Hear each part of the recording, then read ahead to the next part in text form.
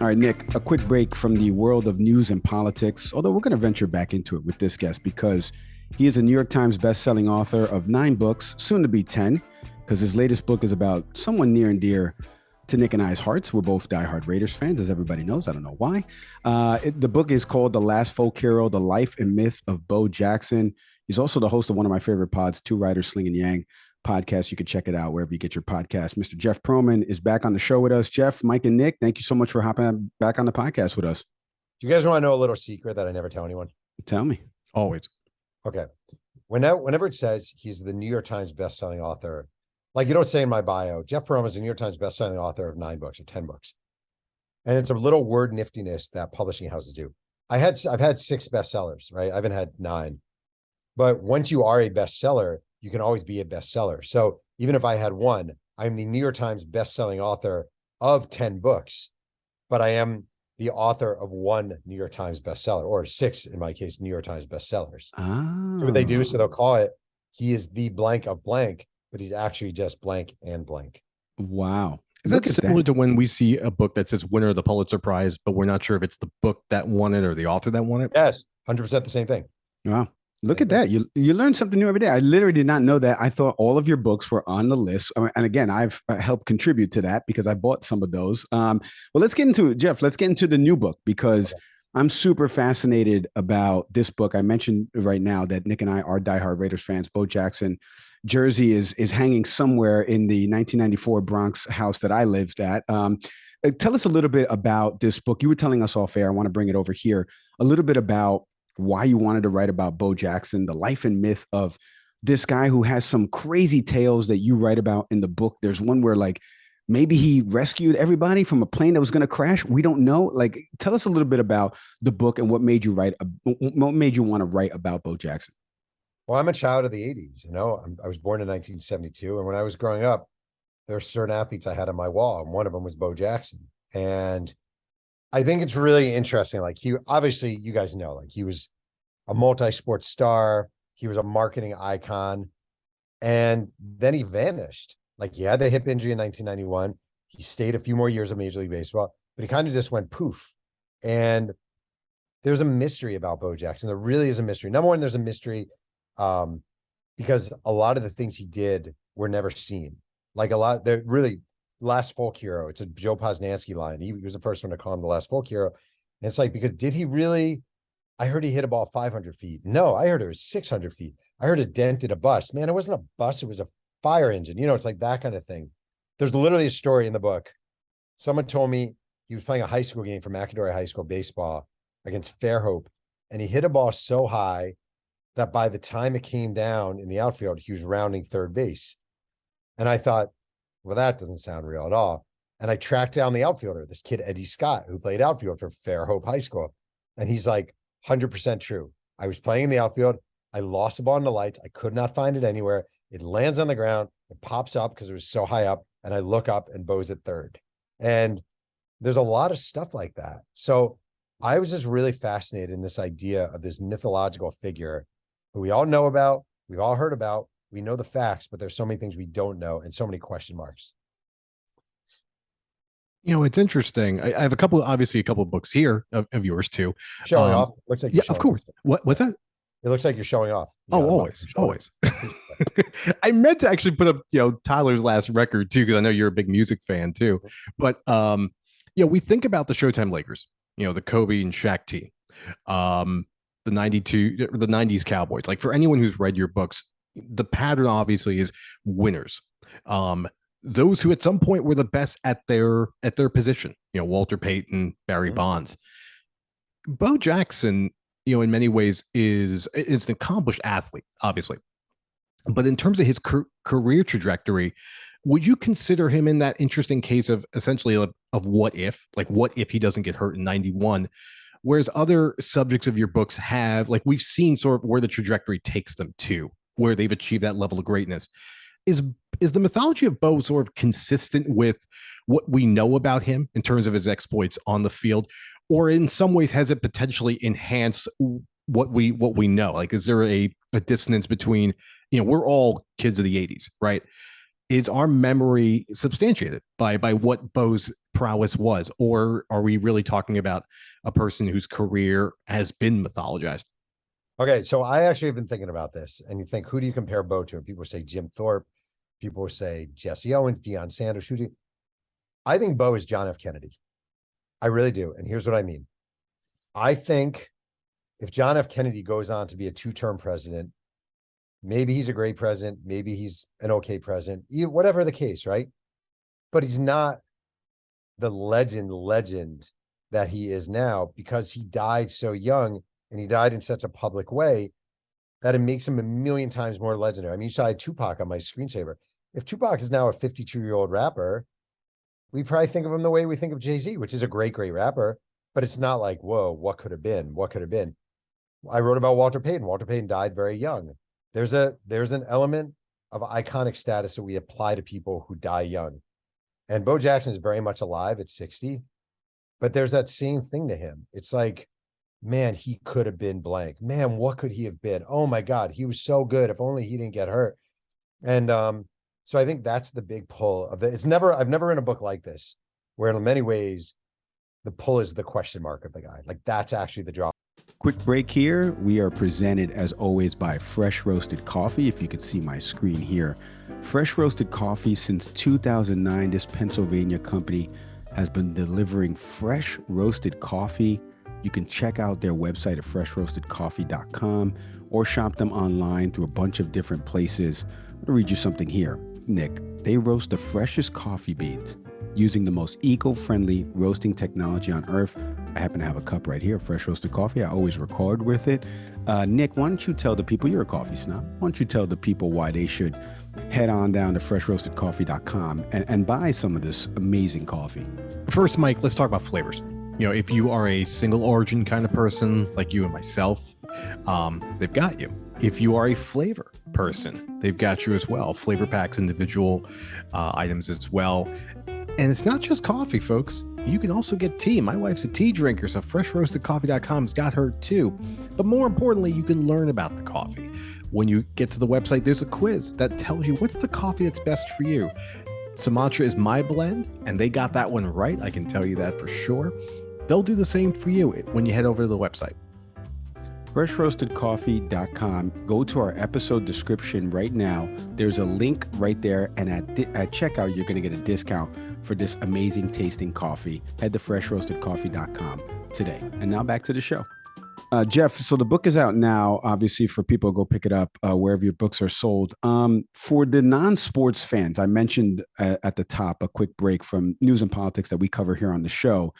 Who would you compare Bo Jackson and this folklore legend? You just mentioned JFK, but like, can you expand on that? Like JFK in a political sense of because his life was cut short. I mean, that's a little different than Bo Jackson getting hurt. Like who would, if somebody's out there thinking about buying this book and the tales, the fantastical tales that are in this book, a few that I've mentioned, we're going to ask you a little bit more about. Who would you compare Bo Jackson, at least to people on the surface that don't watch sports? Paul Bunyan. Paul Bunyan. Bo Jackson is Paul Bunyan. He is. He's really, all right. Like, it's really interesting. I did this thing on Twitter. Every day I posted for a week my top 10 favorite Bo Jackson moments. And number one on the list, and my son Emmett is 16, and we had this debate the other day in the car. He's like, it has to be the Harold Reynolds throw. It has to be the Harold Reynolds throw. And I'm like, it's not going to be the Harold Reynolds throw. It's going to be him climbing up the wall in Baltimore. And he's like, why? And I'm like, because as great as that throw was, every year there are 3 or 4 amazing throws where we think that's the most amazing throw. No one has ever climbed up an outfield wall again. Like, no one. That's 30 years ago. We've never seen that again. And you watch it and you watch it and you watch it. And the way he goes vertical up the wall, horizontal and down is preposterous. It's impossible. In fact, I read about this in a book. The next day, all across Major League Baseball, guys, while taking BP, shagging in the outfield, were trying to do that. I talked to all these different people. I tried doing it. I couldn't get a step up the wall. I couldn't even get half a step up the wall. No one could do it, right? That's mythology. That is actually sports mythology. The throw when he gets Harold Reynolds, an amazing throw, an amazing play, classic top 10 all-time Bo Jackson. If you watch it, and Joe Posnanski pointed this out to me, You never see Bo throw the ball in that video. The video cuts to Harold Reynolds. So even the throw itself, like nowadays, there'd be, let's say there were 20,000 people at that game. Well, 10% of them would have had their phones out and they would have captured it. The TV station, you would have had two teams, both of their networks broadcasting the game. You would have had all different, it would have been all over the internet 10 seconds later, right? He didn't have that. So like there are moments that are just so beyond. I'll tell you, can I tell you one real quick? It's nowhere. It's not a video. I can't find anywhere. There's no audio of it. He's a junior playing baseball at Auburn. It's their first night game at the University of Georgia. They finally put lights in their crappy field at Georgia. They invite Auburn to play the first night game. Bo Jackson is playing right field for Auburn. The fans in the outfield are behind the fence. There was a hill where people would sit. They're heckling him mercilessly because he's a big deal at that point. You suck. F you, go back to Auburn, racist, homophobic, everything you can think of. His first at bat, he grounds out. He goes back to the outfield. You suck, blah, blah, blah, blah. Second at bat, first night game in Georgia history, he hits a ball that hits the lights and falls. Hits the lights. He runs back out to the field. The fans give him a standing ovation and start bowing at him, right? We are not worthy. His next two at-bats, he hits 2 more home runs. His last at-bat, he doubles, and they boo him. None of that is on video. I had it confirmed by 1 million different people. Again, nowadays, if that game were played, there'd be 1 million cameras recording it. And we'd be like, oh, that doesn't look that amazing. But there's something about the passing down of stories that adds to a legend, and that's him. I want, like Mike, to encourage everyone to get this book because Jeff's an amazing writer, and every book is always just a fun read, you know. So I'm not going to ask you for the best story in the book because buy the book, go find out. Yeah, buy the book. Jeff, what would be the second best story though? Good job, Nick. All right, well, that's really funny. There's I'll tell you what, there's one paragraph I wrote in this book. I'm actually going to pull it out. And I had the book here. Oh, everyone get your cup of coffee. We're going to settle in. We're going to get an author read right now. Let's do this. I got to find this out. It was, it's the funniest thing. One of the funniest things I've ever written. Okay. He basically okay, here it is. He's at Auburn. His career is over and he goes to play in the Japan Bowl. The Japan Bowl is one of my favorite things of all time. It was a college all-star game. And I'll tell you a couple. It's a college all-star game. And, they used to fly all these players over to Japan, play a game in a half-empty stadium because they wanted an ode to America, and they'd fly back. And Bo Jackson goes to the Japan Bowl. And at the time, Bo had a girlfriend named Allison, his college girlfriend. But he brought with him Linda, his future wife, okay? So there's Linda, his future wife, who came with him to Japan, and his girlfriend, Allison, who he was engaged to. And I wrote a little footnote at the bottom of this page. This is page 202. I wrote, even by the standards of inconsistent college romances, it's all truly super weird. The flight to Japan departed on January 5th, and for the duration of the trip, Bo introduced Linda as my fiance. On February 9th, so it's a month later, the Auburn News ran a piece headline, Bo engaged, his future bride wind beneath his wings, concerning his engagement to Allison. Accompanying the article was a photograph of Bo, arm wrapped around Allison's shoulders. It was taken after Japan. So to review, Bo proposed to Allison, Bo impregnated Linda. Bo proposed to Linda. Bo brought Allison to the Heisman Trophy ceremony. Bo brought Linda to Japan and introduced her as my fiance. Bo was profiled in a newspaper story alongside his fiance, Allison. Like, that's legendary. Legendary. That's just it's Bo. And I just want to say also, like, I really mean this. What I kind of dig about it is like, it's not a big deal. Like, he was in college. Like, it's not an indictment of his character. If he were to see that and be like, oh, I'm so angry. Like, my college girlfriend cheated on me. I probably cheated on it. Like, it's college. Like, you do stupid things in college. You're 21 years old. It's not an indictment of his character. I do want to add, and it's a story I really like. After that game, he played in the Japan Bowl. They fly back. He plays in the Senior Bowl. This actually I love. Do you guys remember the Miami Dolphin linebacker, John Offerdahl? Not off the top of the head, no. Okay. He was a Pro Bowler with the Dolphins. And it's the Senior Bowl. And Bo Jackson is playing in the Senior Bowl. It's in Birmingham, Alabama. He's getting paid a lot more than the other guys to play. He doesn't need to be there.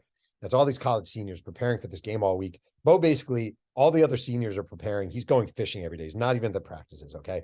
In fact, at one point at the picture day, all these seniors from different schools are talking, and they're talking about what kind of car they're going to buy when they reach the NFL. And a plane flies overhead, and Bo goes, "That's what I'm going to get." So they play the game, and John Offerdahl is a linebacker from Western Michigan. Okay, he's on the North team, and Bo is on the South team. And the day before the game, the North coach says to John Offerdahl, if they're at the goal line, they're going to give it to Bo, and Bo is going to want to soar over the line. Just be prepared if they're at the goal line to jump right into the line. It's a game day. It's a Senior Bowl. They're at the 1 yard line. The South hands off to Bo. He leaps in the air. John Offerdahl from Western Michigan, who wasn't even invited to the game, he was a last-minute fill-in, jumps up, tackles Bo, brings him down. His teammates go crazy. Offerdahl immediately goes from a 5th-round pick to a 2nd-round pick, winds up making 5 Pro Bowls. It's maybe 30 years later, Offerdahl runs into Bo Jackson at a golf tournament. And he says, "Hey, Bo, I'm John Offerdahl. I don't know if you remember me." And Bo's like, "Oh, yeah, I remember you." The second day of the golf tournament, John Offerdahl comes with a photo of that moment, a huge framed photo of him stopping Bo Jackson. And he says, "Bo, would you mind signing this?" And Offerdahl says to me, "I still have that picture hanging in my den." And I go, "Well, what did he write?" And he wrote, "To John, never again, Bo." You know, that's a funny story and a perfect segue because you mentioned how many people you've interviewed for this book and the mythology behind Bo Jackson. You were telling us off air, and I want to bring it over here, but Bo's not a part of the book, not at least any interviews on record with Bo. Tell us a little bit about why Bo maybe didn't want to do it. And also, how tough is that to now? Because you've written some stories about folks that you said in the last time you were here promoting Three Ring Circus, hey, I couldn't interview that person. That person was dead. You know, like there's ways to go around it. So tell us a little bit about that process. All right. So first, I got incredibly lucky with this book, which is, so I reached out to Bo early on. I wrote him a letter saying that I'm writing this book, and I grew up loving you, whatever, not loving, but, idolizing you and blah, blah, blah. And he called me one day. I was home and he called me, and we had a half-hour conversation, and he was great. And I'm not just saying that. He was great and funny and nice and reverential. He was just cool. And he basically said, "I'm not going to help you with the book. I have people approach me all the time. It just isn't something that interests me. I don't have a problem with you doing it. I'm just not going to help you." So I said, "Okay, I totally get it. Nobody owes me. He doesn't owe me anything." And I always say, and I think it's important to say, like, you're Bo Jackson. You don't know who I am, right? So some guy comes up to you, "Hey, I'm going to write your biography." "Oh, how much are you going to pay me?" "Well, I can't pay you." "Oh, all right. Well, how much say do I have in the final product?" "You actually have no say in the final product." "Well, can I at least tell you some things I don't want in the book?" And no, you can't. Like, it's a hard sell for a guy like Bo Jackson. Like, what's in it for me, Bo Jackson? Here's how I got lucky. Someone told me Bo wrote an autobiography in 1990, which I knew, called Bo Knows Bo. Maybe you guys read it, maybe not. It came out, it was a New York Times #2 bestseller. He wrote it with Dick Schaap, the late journalist, legendary journalist, father of Jeremy Schaap. And someone told me that Dick Schaap donated all his notes to the Auburn Library. And I reached out, and for a couple $100, Auburn sent me all the transcripts from Dick Schaap's sessions with Bo Jackson from 1989. And it's hundreds and hundreds of pages, including all the audio files on tape, on a drive. So all of a sudden, I have all these interviews that Bo Jackson did when he was in his prime, a huge percentage of them never used. So it was like, I mean, I'd never say this, but like, one door closes, another opens. Like, Bo said no, but then here's this trove of information. It was one of the best finds I've had in my life. Jeff, early on, you mentioned something about Bo that we also have to factor in too, is beyond the athletic prowess, right? And obviously, as Raider fans, we always think about, just the great runs he had. But just Bo's a figure in pop culture. When we think about athletes and commercials, we often think about Michael Jordan and Spike Lee, the shoe commercials from the 80s that really launched, or was just a watershed moment, for athletes in marketing. But Bo also was a prominent figure in the 80s as far as commercials and pop culture goes. What basically brought that? What brings that on? I mean, for Michael, it was obviously that pairing with Spike Lee and just the vision and the shoes, obviously. But for Bo, what went into that? I mean, first and foremost, it starts with Nike having this shoe called the Cross Trainer, and it's supposed to be a multi-sports shoe. and that's how they're going to market. And it came out before they had Bo, and Howie Long was one of their pitchmen, and then a little known triathlete, a woman triathlete, and nobody really cared about the shoe. Didn't really do very well. And Nike was very instrumental in Bo Jackson playing two sports. Like they kind of pushed it. They signed him to a deal before he played with the Raiders. And, you know, if you do both, it's going to be pretty good and blah, blah, blah. And the moment that I never knew about, and it warms my heart, it's one of my favorite stories, is it's a 1989 All-Star game, Major League Baseball All-Star game. Bo Jackson is starting. He's a leading AL vote getter, starting in the outfield for the AL. And Tony La Russa is a manager. And the day before the game, he pulls aside Bo and Wade Boggs. And he says, Bo, I'm going to lead you off. Wade, I'm going to have you hit second. Just for the moment. Bo would not be a leadoff hitter. He struck out way too much, but for the moment. And they're great. And Wade Boggs said they worked on a handshake. If you watch a replay of the 89 All-Star game, they do this really goofy handshake. So Bo Jackson's going to lead off. 89 All-Star game. In the booth is Vince Scully with Ronald Reagan, recently done in the White House. They're calling the game, right? For the first few innings. And Nike decided this would be the game and the day where they were going to release the Bo Knows commercial, the one with Bo Knows Diddley, with the different athletes saying Bo knows baseball, Bo knows football, Bo knows basketball, that, with Jordan and Jim Everett and all those guys. Okay. All the Nike executives are in New York watching the game at Mickey Mantle's restaurant by Central Park. They're all watching the game. And they've put everything into this moment. The whole All-Star game is a Bo Knows bonanza. They're handing out flyers. There's a huge ad in the brochure for the game. Bo Jackson hits the second pitch of the game off Rick Russell, dead center home run. It's a gorgeous Southern California afternoon, blue skies.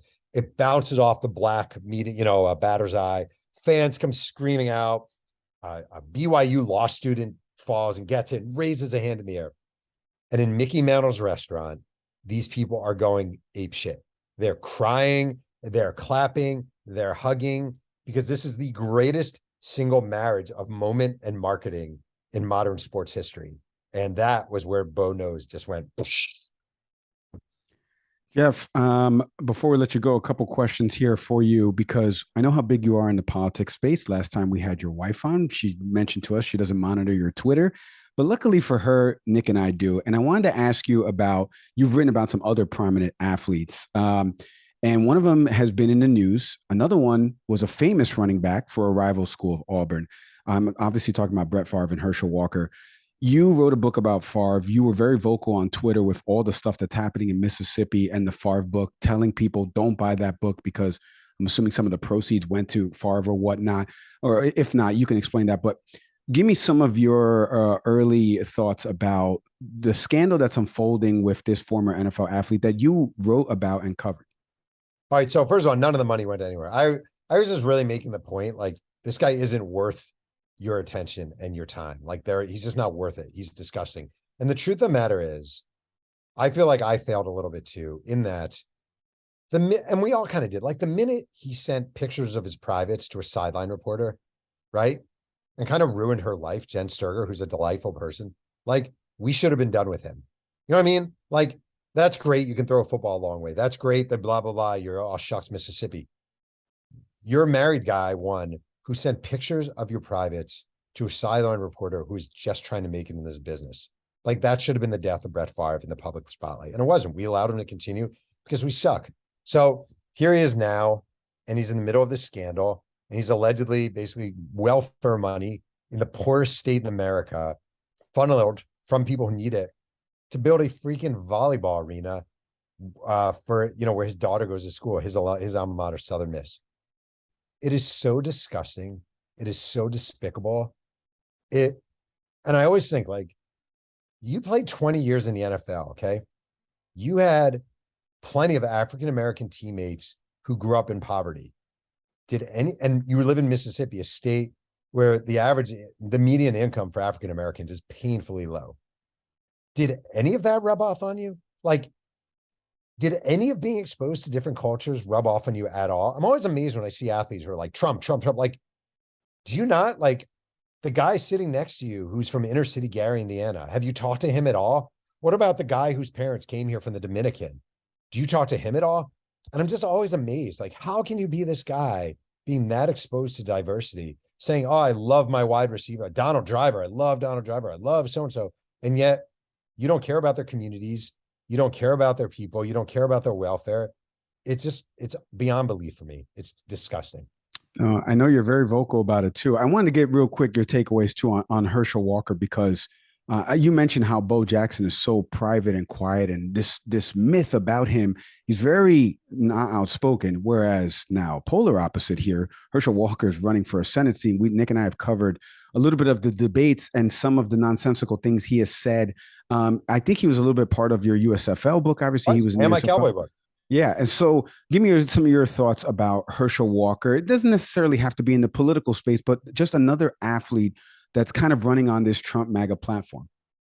So it's interesting. I feel bad for Herschel Walker. And I'm not just saying that in like the trying to find a condescending way to dog someone. Like, I actually think he's overmatched here. I think he's out of his depth. I think he's ahead of his, he doesn't belong here. Like, he doesn't belong here. This is the Republican Party taking a guy. I mean, one thing is the Republican Party loves African-American candidates because it allows them to say, how can we be racist? Look, Herschel Walker, how can we be racist? Herschel Walker. And he's always been simple. Like, he was always a simple guy, a simple-minded guy, a man of very simple routine. I'm going to eat this amount. I'm going to do these push-ups. I'm going to do these sit-ups. And then I'm going to run over Georgia Tech. Like, he's not a great communicator. He's never been. And like, I feel like Donald Trump has milked him dry. And like, how can I use Herschel Walker? How can I use Herschel Walker? I'm going to use him and I'm going to run him for the Senate. That's what I'm going to use Herschel Walker. He's just a simpleton. I'm not saying he's a good guy. He's done a lot of despicable things, but he's a simpleton. And it's sad to me. Yeah. Well said, Jeff. The quick elevator pitch for our folks that are listening to this about why they should buy this book. They see it in the bookstore. I asked you this about 3 Rig Circus, and then I bought 4 copies for people in my family. Tell the people out there why they should go get this book about Bo Jackson. Because I have 2 kids and they're hungry. Nothing simpler. I'll tell you the truth, honestly. I had the other day someone say to me, someone's very political, say, why would you release a Bo Jackson book now? Who cares? The country and blah, blah, blah. And I'm like that too. I'm very political. But like, sometimes it's nice to just read and be taken away from your worries and your concerns. I'm not saying the Bo Jackson book is going to change your life, but I think his story is fantastic. I think the mythological elements of it are riveting. I think he's a worthy guy. I just think, like, if you want to read an enjoyable sports narrative that will give you some sort of appreciation of a guy who worked up and made his way and did some amazing things, he's not a bad choice of a guy. He's much better than Brett Favre to read about. Well said. Jeff Pearlman, the book is out now. You can go get it wherever books are sold. Thank you so much again for hopping on the podcast, Jeff. Follow Jeff on Twitter as well, too. Social media, he's a great follow. You're always welcome back whenever you write that 11th best-selling book that counts as part of the catalog. Thanks so much for hopping on the podcast again, Jeff. All right. Thank you for having me on. Hey, thanks for watching the Can We Please Talk podcast. Whatever clip you just watched, we hope you enjoyed it. And we hope you stick around for some more. Subscribe to the channel. My partner's over here smashing the button. Come on, do him a favor. So hit subscribe.